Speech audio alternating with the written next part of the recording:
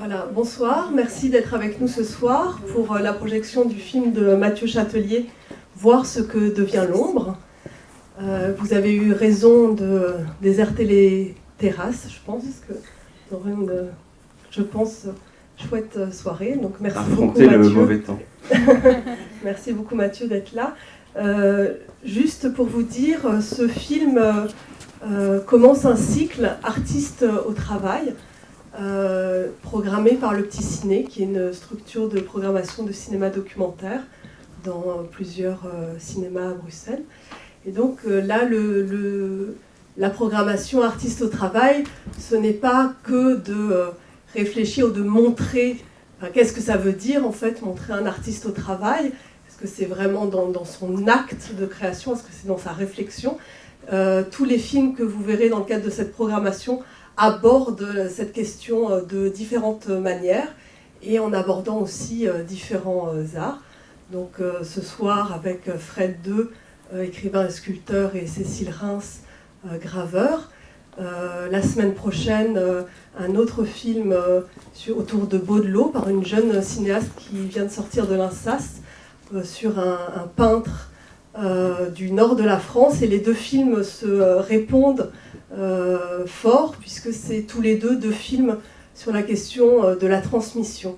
Et puis on continuera après, dès le 21 avril, avec le film de Jorge Leon, Before We Go. Jorge Leon, qui est un cinéaste belge dont le film a été multi-récompensé. Un film tourné à la Monnaie. Si vous ne l'avez pas encore vu, je vous recommande vivement de venir à cette séance. Donc des peintres, des danseurs, et puis aussi la question de la littérature, avec Koustavi, aussi un film d'un jeune cinéaste belge, en avant-première ici le 12 mai. Donc tout plein de programmations que vous pourrez retrouver dans la brochure de la Cinémathèque ou dans ce petit dépliant. Donc voilà, c'est vraiment cette idée d'interroger la transmission, et puis finalement, qu'est-ce que c'est que filmer un artiste au travail? Ce n'est qu'un artiste lui-même au travail, le cinéaste. Donc merci pour ton travail Mathieu. Je vais peut-être te laisser introduire la séance, et puis on se retrouvera après pour continuer la discussion avec toi et puis toute la salle. Merci beaucoup déjà d'être là, et merci au Petit Ciné, à la Cinémathèque, d'accueillir ce film à Bruxelles. Moi je suis très content de présenter ce film, je crois que oui, pour la première fois à Bruxelles. Voilà, je suis venu souvent à Bruxelles travailler, notamment sur le montage des films que j'ai fait précédemment. Et voilà, donc là vous verrez une rencontre, on va dire, avec Cécile Reims, graveur, écrivain aussi, et son compagnon Fred II, qui est peintre, romancier, sculpteur, comme tu as dit. Voilà. Et le temps de ce film, moi je me suis demandé ce que je pouvais ajouter avec ce film à beaucoup de choses qui ont été écrites sur eux. Et voilà, je me suis dit, bon ben voilà, ce film peut... le cinéma, ce que peut le cinéma, c'est présenter dans leur vie, dans des moments avec eux, voilà, des moments partagés avec eux. Donc bonne projection et à tout à l'heure.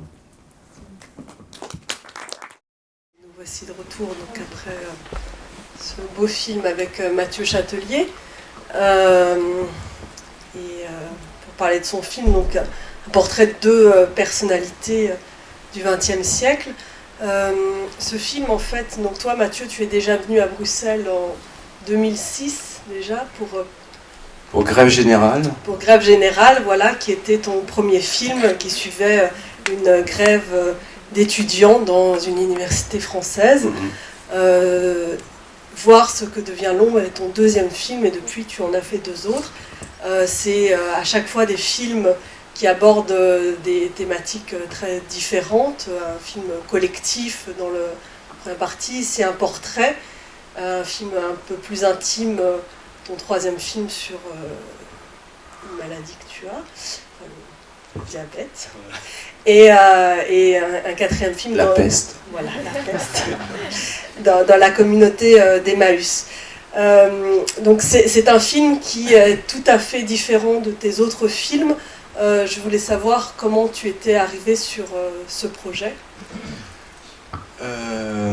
Alors, en fait, c'est pas tout à fait. Enfin, moi, j'y trouve des points communs avec les autres films, mais voilà. Alors, oui, l'histoire de ce projet. En fait, je venais de terminer la réalisation de Grève Générale avec Daniela De Felice, qui a monté ce film et qui est réalisatrice également. Et en fait, pour aller vite, un musée, le musée de l'Hospice Saint-Roch, qui détient beaucoup d'œuvres de Cécile et Fred, a appelé le producteur, donc Tarmac Film, Gérald Leroux, en disant on a besoin d'un film biographique sur Cécile Reims et Fred II pour accompagner l'exposition qui présente leurs œuvres. Et Gérald m'a appelé en disant voilà, tu as su filmer des étudiants qui couraient partout, peut-être que tu sauras filmer 2 octogénaires immobiles. Et voilà, donc au départ, moi je suis parti sur cette commande et je ne connaissais pas tellement Cécile et Fred à leur œuvre, pas du tout les personnes, mais je suis allé m'enseigner, j'ai potassé un peu et puis je suis allé les voir surtout. Et quand je suis arrivé chez eux, quand j'ai découvert ces 2 personnes et enfin, tout de suite, j'ai été saisi par une sorte par la présence, par le charisme qu'ils avaient. Et je me suis dit, mais il y a autre chose, il y a quelque chose, il y a autre chose à faire qu'un film biographique ou qu'un film un peu pédagogique sur eux. Il y a vraiment parce qu'en fait, ils sont dans un moment particulier de leur vie où voilà, ils sont à 80, plus de 80 ans dans une interrogation sur qu'est-ce qu'on va devenir, et qu'est-ce que vont devenir tout ce qu'on a créé ou tout ce qu'on a amassé comme objet d'art, comme objet de collection après nous. Et moi, ça croise tout de suite quelque chose de personnel qui fait que ce film devient un film, mon film en fait. C'est que en fait moi j'ai assez peu connu mes grands-parents et que donc ce rapport à la mort, ce rapport au grand âge m'interroge en fait. Et tout de suite je me suis dit mais là j'ai une place qui est celle du petit-fils en fait. Et bon, j'ai tâtonné un peu, j'étais un peu écrasé par les références, toute la bibliographie qui parle de ces 2 artistes qui sont dans ce milieu assez connu. Et puis voilà, j'ai trouvé où je pouvais me tenir, c'est-à-dire auprès d'eux, dans leur atelier, et un peu comme le chat dans un coin, c'est-à-dire à les écouter, à les regarder et à enregistrer cette présence. Et pendant tout le tournage, étant peu habitué donc aux personnes âgées, j'avais l'impression qu'ils allaient mourir. Et donc je me disais bon, et j'avais l'impression que dans une espèce de folie, tant que je les filmais, ils resteraient en vie pour le temps du film, quoi. Bon, ils sont encore en vie, mais voilà, il y avait quelque chose comme ça qui a créé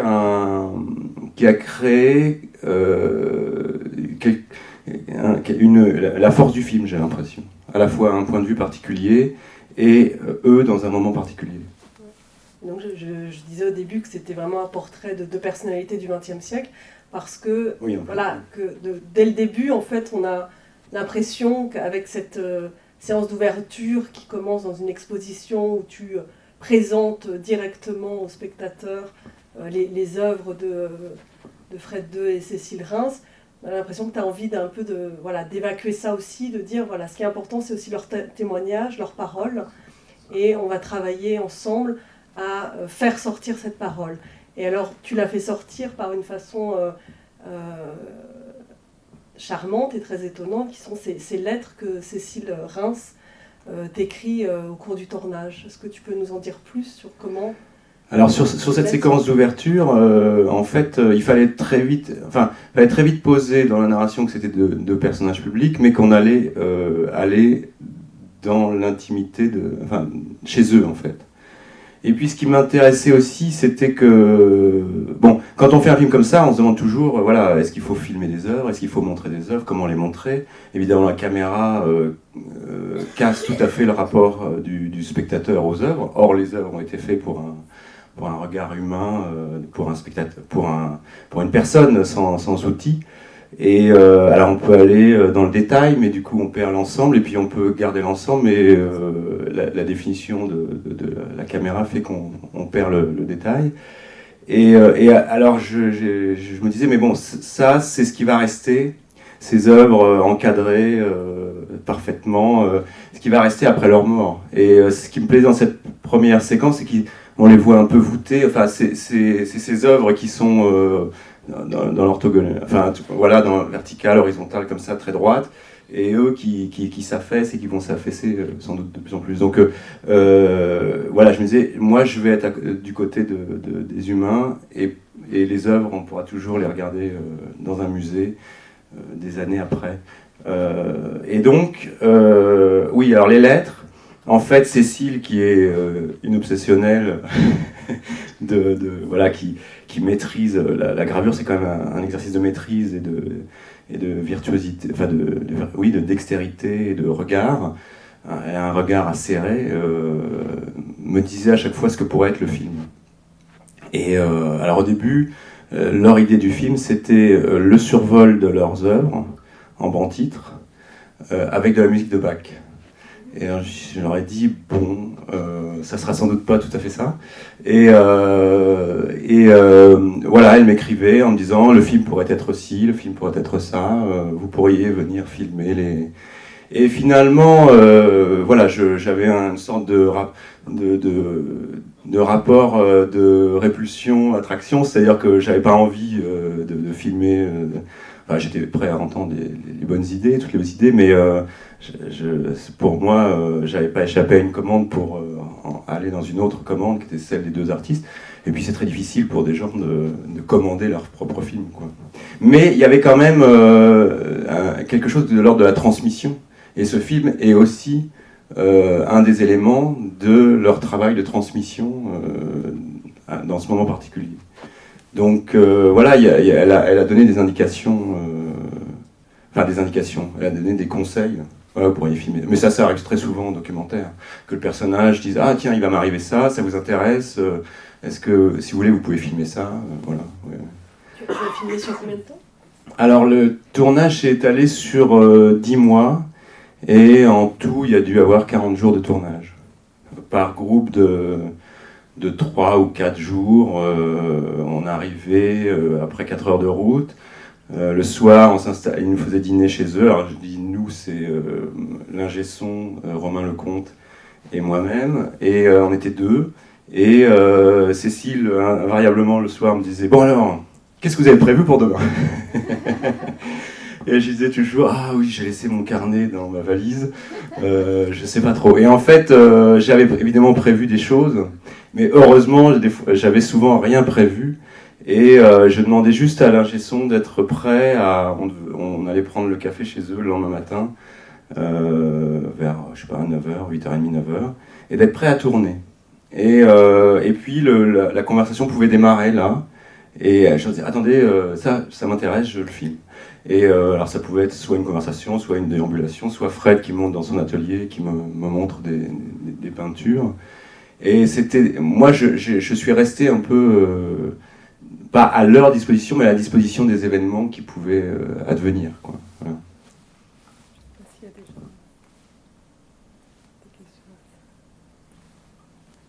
Non, n'hésitez pas. Moi je me demandais, en fait, donc tu en as parlé un peu, effectivement c'est portrait d'un couple, donc ça parle aussi de leur lien très fort amoureux, mais ça parle aussi de la vieillesse, et tu les filmes à un moment tout à fait particulier, puisque c'est le moment où ils font don aux archives, enfin au centre des archives de l'édition contemporaine, voilà, l'IMEC, de leur œuvre. Donc c'est un départ de leurs œuvres, donc voilà, c'est l'idée qu'ils vont partir. Donc c'est un moment un peu triste, un peu lourd, et en même temps, même si les paroles ne sont pas tout à fait légères dans le film, tu réussis à dégager avec ton film beaucoup d'énergie et de donner beaucoup d'énergie à ces personnages. Est-ce que tu en étais conscient de cet enjeu-là au moment du tournage, ou est-ce que c'est quelque chose qui arrive au moment du montage? Est-ce que c'est un travail que vous avez fait sur le montage pour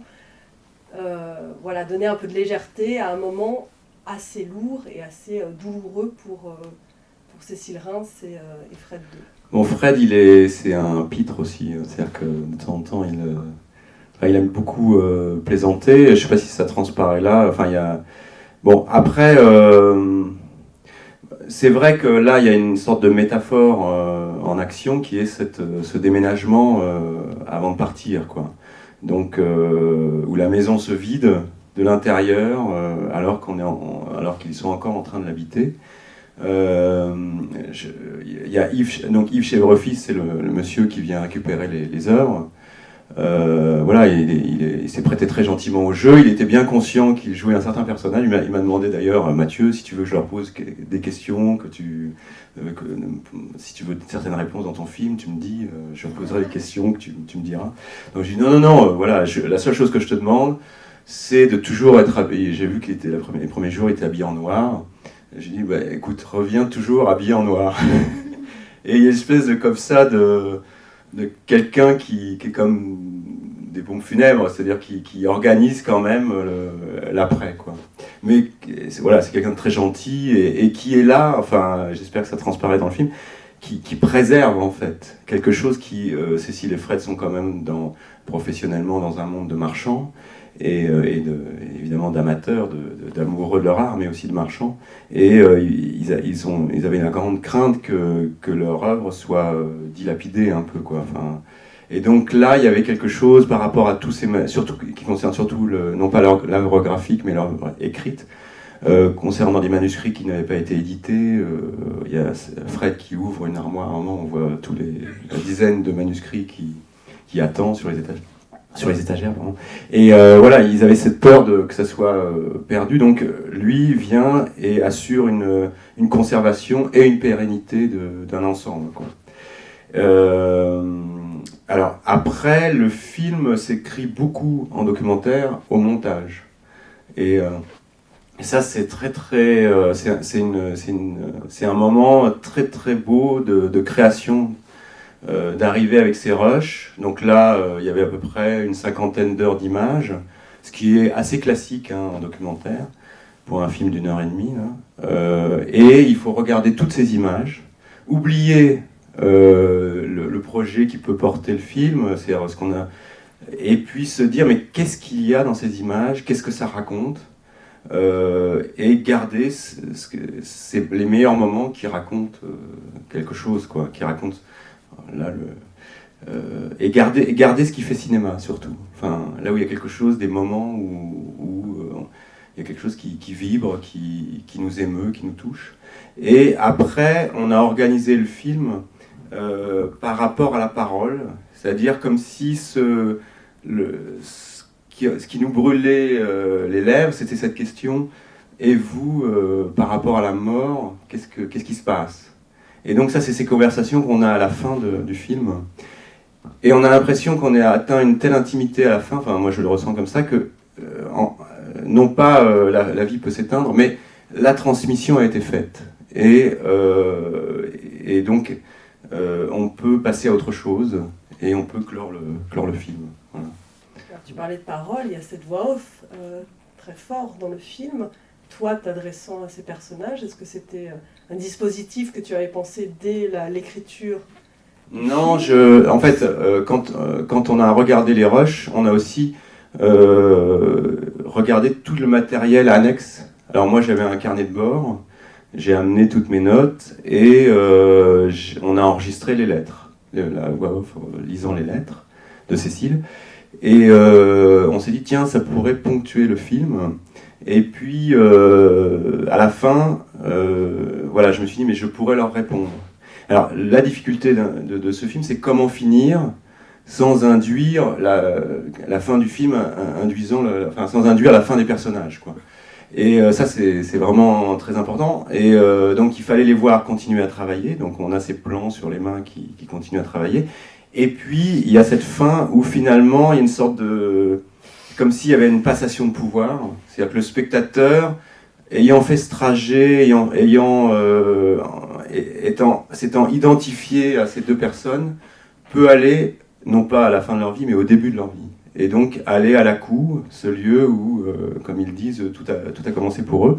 Et je trouvais que c'était une façon de clore ce film comme si la transmission avait été faite et que donc, voilà, donc chacun pouvait repartir dans un début avec ce bagage qu'on a accumulé tout le long du film. Je ne sais pas si c'est très clair. Mais... Oui. Moi, je voudrais juste savoir, par rapport au dossier, ou ce qui était écrit avant le tournage, quels étaient les axes, et aussi par rapport à la question juive dans le film, dans les deux personnages. Alors, par rapport au dossier, le dossier... Alors, si je me souviens bien, le dossier était un peu biographique. Il y avait des photos. Et donc, il y avait déjà cette présence des deux personnages assez forte. Ça, c'était important. Et il y avait... Le dossier était axé sur la vie quasi monacale de deux artistes qui continuent à travailler et qui ont traversé le siècle et qui, tout en continuant à travailler dans une sorte de solitude, nous transmettent ce qu'ils ont vécu. Donc, bon, en résumé très succinct. Mais il y avait moins cette interrogation autour de la mort, en fait. Hein. Et même, je pense que c'était peut-être pas dans le dossier, mais dans les premières idées de structuration du film, c'était on suit l'expo en train d'être accroché, ou quelque chose de très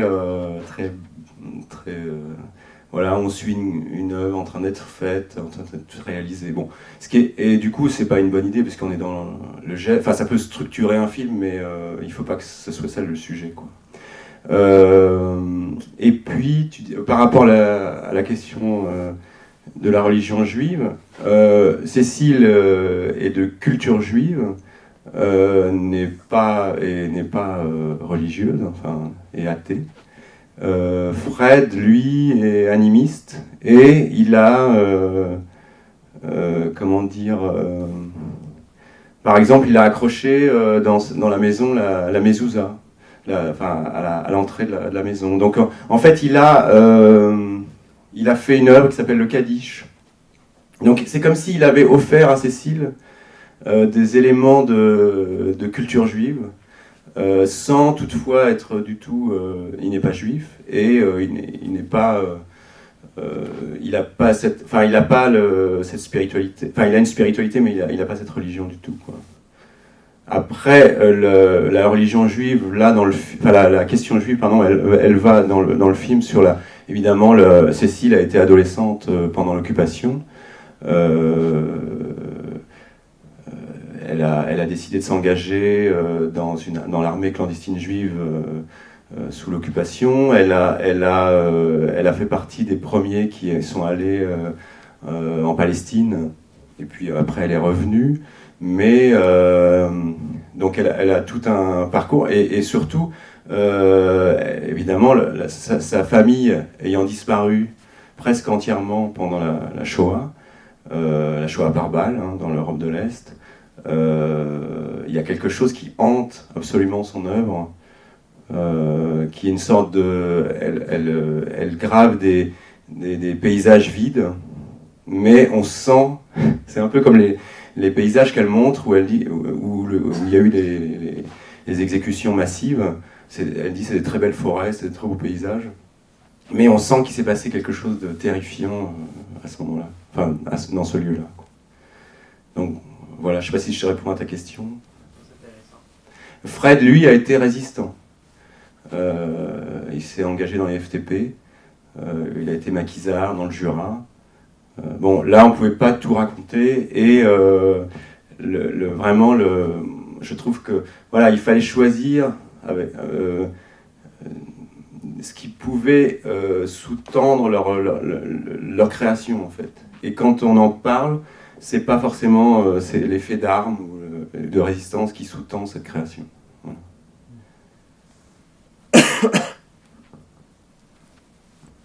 Mais justement, ce dont tu viens de parler maintenant, donc la résistance de Fred II, l'histoire de la famille de Cécile Reims, c'est des choses qui sont évoquées en filigrane dans ton documentaire, mais tu fais vraiment le choix du ici et maintenant. Est-ce que c'est quelque chose dont tu avais vraiment conscience au moment du tournage, que le but était de parler d'eux aujourd'hui, enfin aujourd'hui en 2010, au moment où tu tournes, et que c'était pas un témoignage de personnes approchant... Oui, en fait, voilà, important, moi, en tout cas quand je commence un film, c'est de trouver ma place. C'est-à-dire, est-ce que je suis un historien de l'art? Est-ce que je suis un biographe? Il y a plein de possibilités. Là, j'étais le petit-fils. Donc, bon, ils m'ont pas adopté, hein, mais le temps du film, je me suis posé comme ça, j'aurais jamais dit.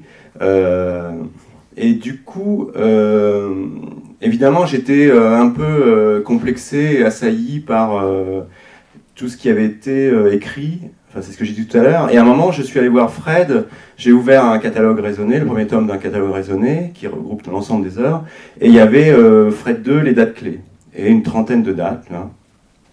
Et alors, je me suis dit, bon, il y a peut-être des choses dont il faut que je parle, quoi. Et donc, je suis allé voir Fred. Je lui ai dit, mais alors, pour toi, qu'est-ce qui est pour vous, parce que je vous voyais à l'époque, quelle est la date, quel est le fait important? Et lui, il me dit, ouais, pour moi... finalement, c'est mon oncle. C'est la présence de mon oncle et puis sa mort. Et alors je regarde les dates, il me situe à peu près, et évidemment je ne trouve aucune référence à son oncle dans les 30 dates clés de Fred II. Et en fait, ces 30 dates clés, c'est le point de vue d'un historien de l'art avec les grandes expos, mais finalement quand on est proche de cet homme, c'est pas ça ça c'est sa carrière, c'est évidemment être au centre Pompidou, voilà, c'est très important, mais ce qui fondamentalement le traverse, le hante, c'est pas d'avoir été au centre Pompidou, c'est cet oncle, cette cave, son enfance en fait. Bon, il n'y a pas que ça, mais et donc je me suis dit, voilà, bon, il y a ce point de vue d'historien de l'art, et puis là il y a Fred II en 2007 qui me dit ça. Qui me dit, pour moi, donc à 80 et quelques années, c'est ça. Peut-être que je l'aurais interrogé quand il avait 50 ans, ça aurait été peut-être, bon, il n'était pas encore au Centre Pompidou, mais ça aurait été les expos importantes, parce qu'il était dans un projet professionnel de peintre, et que ça c'était important, mais voilà, il y a quelque chose de très, très subjectif, et du coup, après cette petite séance-là, je me suis dit, bon, voilà, bon, je fais ce que je veux, je fais avec ce que j'ai sous les yeux et ce que j'entends sur ces 10 mois de tournage. Quoi. Et quand je leur ai montré le film, c'est une question que je leur ai posée. Alors, ils se sont découverts comme ça, un peu en gros plan. Et Cécile m'a dit oh là là, qu'est-ce que je fais vieille hein bon. Et puis Fred disait rien. Et puis ce sont leurs amis qui leur ont dit mais si, c'est très émouvant, c'est bien vous. Donc voilà, ils ont été rassurés. Maintenant, ils aiment beaucoup le film. Ils me demandent régulièrement des DVD. Ils le distribuent. Enfin, ils distribuent les DVD. Voilà, je leur ai demandé est-ce que selon vous, il manque quelque chose? Et alors là, il y a une séquence que j'ai retournée où Fred me dit oh ouais, non, t'as pas parlé des Mills et des Reims. Donc c'est une séquence qu'on voit vers la fin du film où il feuillette un catalogue comme ça et il y a un ray de lumière et il parle de ces deux tableaux et il dit j'ai vu des corps, enfin il décrit en fait les charniers des camps de concentration parce qu'il est allé jusqu'en Allemagne à la fin de la guerre et voilà, quand il m'a dit il manque les Mills et les Reims, c'est pareil, j'ai téléphoné, donc ça c'est une acquisition du Centre Pompidou. J'ai téléphoné au Centre Pompidou, on voulait bien m'ouvrir les réserves, et je pouvais filmer ces tableaux qui font, je crois, 2 mètres sur 4, enfin je ne me souviens plus exactement, mais qui sont assez grands. Et puis je me suis dit, mais là, non, ça va pas du tout, en fait c'est pas ça, je vais faire comme, toujours pareil, comme si j'étais à côté d'eux, voilà, qu'est-ce qui reste pour Fred quand il peut parler des Mills et des Reims? Il n'y a plus l'œuvre chez lui. C'est-à-dire qu'elle est vendue, elle n'est même pas exposée. Donc il reste ce catalogue. Et tant pis si c'est une carte postale par rapport à l'œuvre en elle-même, tant pis s'il y a un ray de lumière qui vient surexposer l'œuvre, c'est sa main qui la touche, et c'est ce moment vivant avec lui qui me transmet comme un enfant l'histoire de ces deux tableaux. Et donc voilà, c'est cette séquence que j'ai retournée un peu après et réinsérée dans le film. Et évidemment, alors il voulait aussi que je filme toutes les poupées indiennes. Donc il y a des choses pour lesquelles j'ai dit non, parce que je ne sentais pas l'utilité. Mais là, je trouve que c'est quelque chose qui est important dans le film. Et en effet, j'étais un peu passé à côté, quoi. Voilà. Donc je l'ai fait de bonne grâce. Est-ce qu'il y a une question? Sinon, je vais peut-être te poser une dernière question avant de clôturer. Juste parce que tu parlais de ta place comme petit-fils. Et donc ça m'interpellait parce que c'est une place qu'on retrouve notamment dans ton dernier documentaire. Alors pas du tout comme petit-fils, oui, mais tu as une distance très, très proche de tes personnages, les interpellant pendant le film, enfin en tout cas étant présent dans le film. Est-ce que c'est une place dans laquelle tu te sens légitime comme cinéaste? Enfin, en fait, c'est surtout que moi, pour aller vite, c'est une méthode de travail. C'est-à-dire, je me dis, mais qui est cette personne par rapport à moi? C'est-à-dire que c'est très difficile d'arriver, c'est délicat en fait d'arriver devant quelqu'un, de commencer à lui parler tout en la filmant, donc dans quelque chose de complètement étrange comme relation, hein, qui n'est en tout cas pas naturelle, et de trouver la place, à quelle distance on est, quoi. Gros plan, hein, et à quelle distance respectueuse ou tendre on est, quoi. Ça, c'est vraiment ma question. Et donc, je m'aide en me disant, j'ai qui devant moi? J'ai ma mère, donc voilà, j'ai ma femme, j'ai... non, c'est important parce que, du coup, à partir du moment où on se dit, tiens, cette personne, c'est comme si j'étais... Évidemment, là, ces deux personnes, c'est comme si j'étais un petit-fils. On ne les filme pas de la même façon. Et